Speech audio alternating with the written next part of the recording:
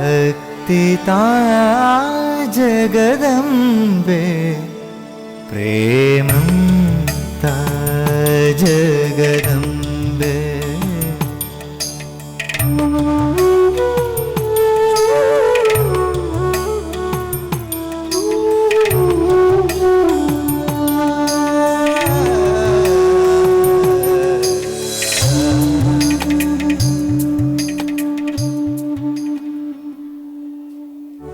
പ്രേമസ്വരൂപം ആത്മസ്വരൂപമായിരിക്കുന്ന എല്ലാവർക്കും നമസ്കാരം.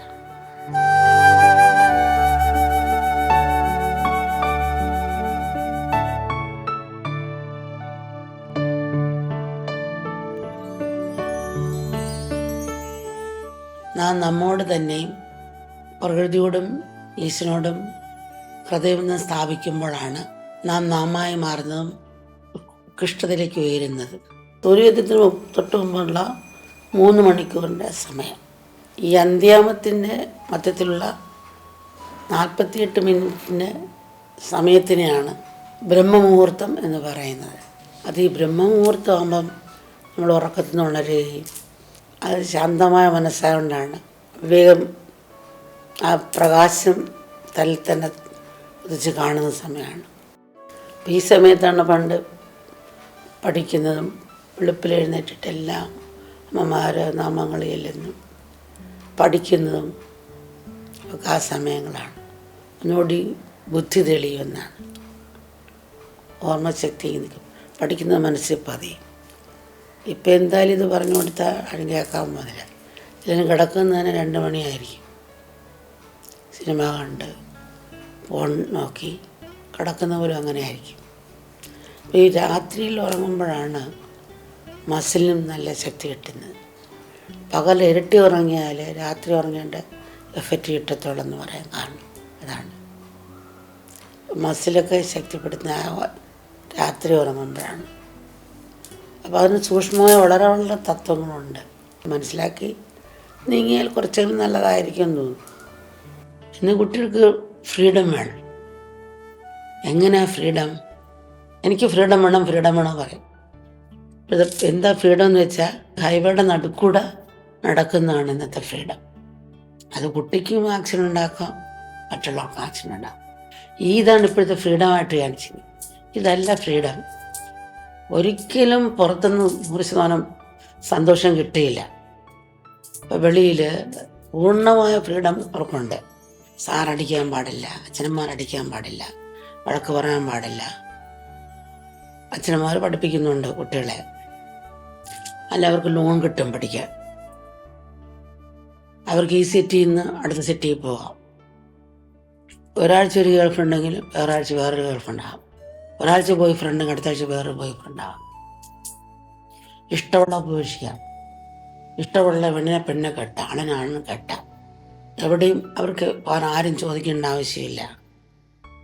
വീട്ടിൽ നിന്ന് ഇറങ്ങിയാൽ ഗവൺമെൻറ് അവർ നോക്കിക്കൊള്ളും. അവർക്ക് പൂർണ്ണമായ ഫ്രീഡം ഉണ്ട്.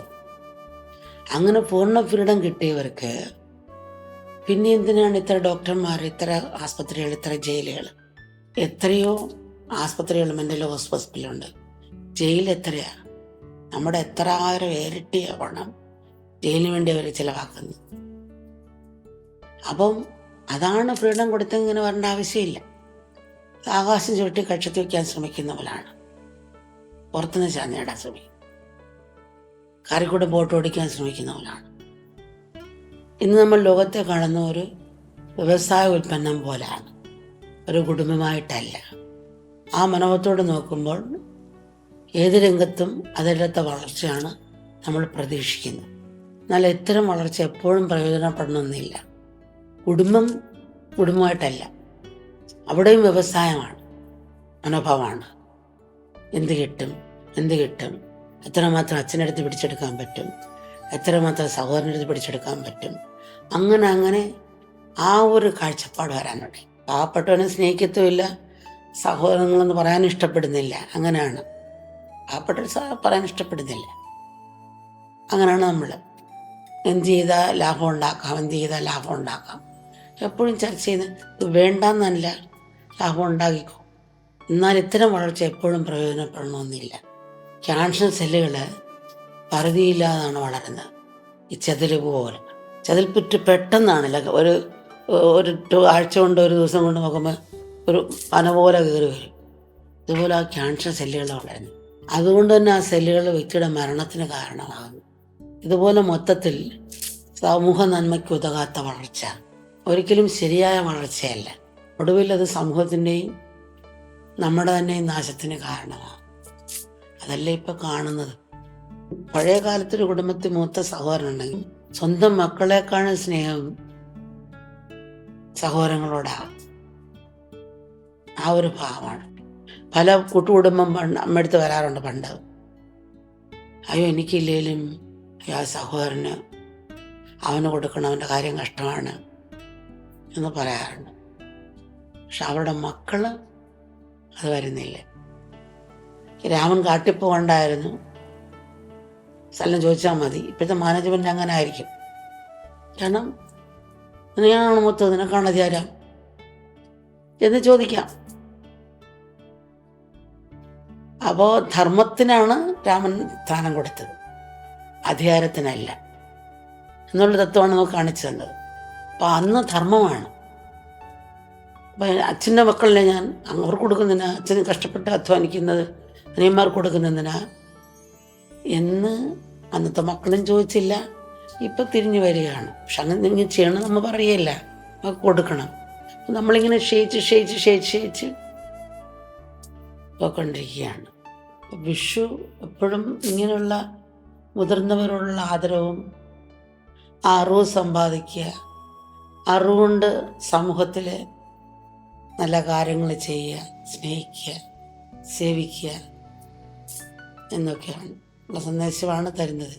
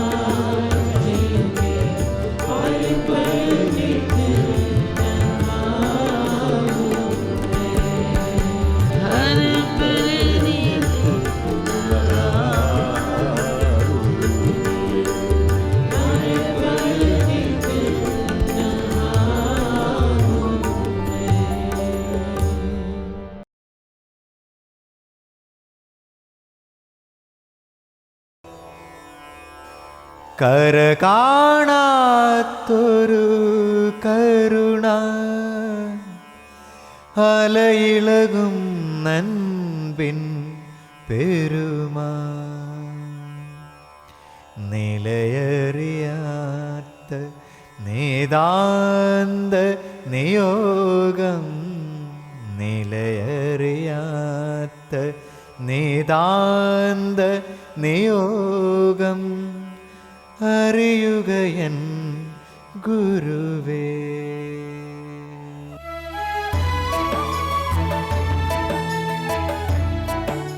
Remembering something specific at that moment of death.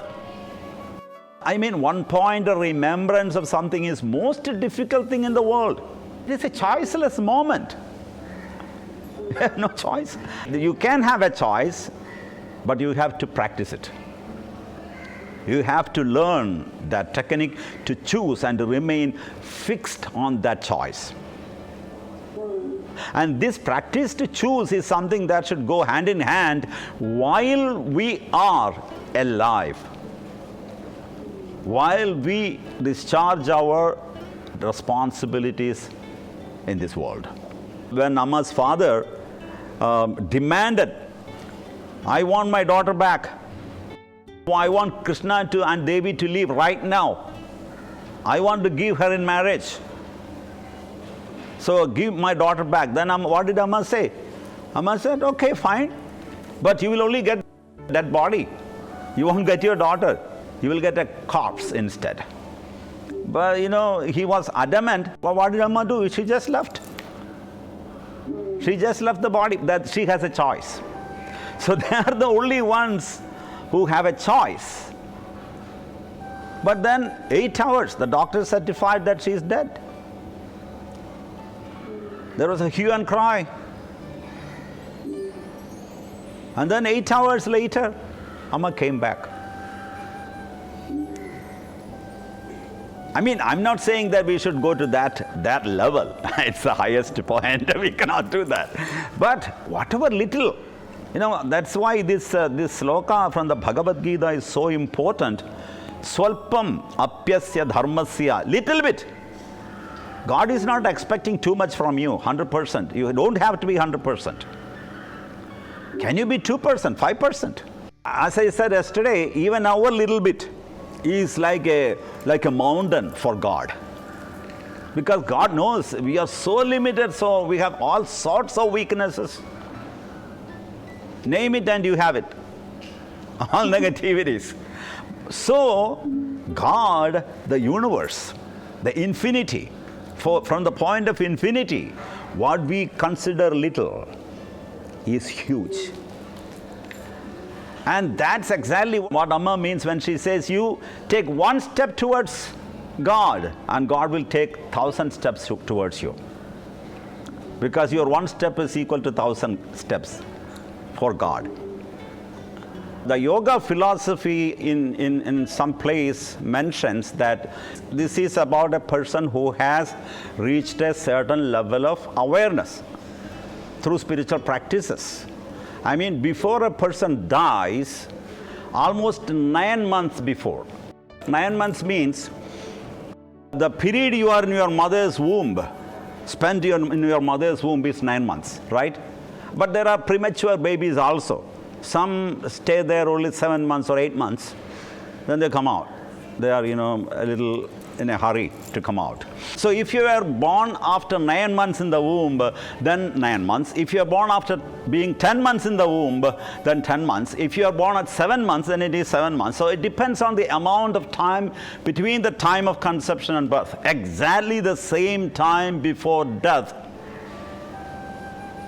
something clicks in the hara, means the navel center. Something clicks there. It has to click because between the conception and birth, there was a gap of 9 months. And 9 months you took for birth, exactly the same time will be taken for death. 9 months. Then the circle is complete. So something in the navel center happens, and those who are aware, I mean those who are conscious, they will immediately know that something has broken in the navel center and death is coming closer. Even for ordinary people, it happens. It's an intuition. It's an intuition. The previous day, someone says that, I must see my daughter today. I cannot postpone it. You call her, you ask her to come. Or then, somebody says, I want this particular dish. Maybe I may not be able to eat it tomorrow. Who knows? It's an intuition. But then that is very close to the death, maybe a day before or a week before. I mean, these are the certain signs. Don't take it literally and don't be afraid. So a man, before he dies, exactly 6 months before he dies, he will become incapable to see the tip of his own nose because the eyes start turning inwards very slowly. I remember, I had an aunt. Aunt means my maternal grandmother's sister. So this is after I came to stay permanently with Amma, maybe 7 years after. And she was on her deathbed, and she wanted to see me. So I went there, and she could recognize me, but she couldn't remember anything. But then her daughter sat next to the bed and asked her, "Mother, can you chant the 12th chapter of the Bhagavad Gita?" And she just started. She just started the entire 12th chapter, semi-conscious. I mean, she has developed some degree of awareness in that area, in that particular area. She couldn't remember anything else. What she ate for breakfast? No idea. And what her daughter told her in the morning? No. Whether she took the medicine or not? No, she doesn't remember. I was really amazed. And it was like turning on the switch. She just started. It is an indescribable moment. Even to maintain a little bit of consciousness at that most critical moment demands a highly elevated state of mind. So it's possible. It's possible. It is definitely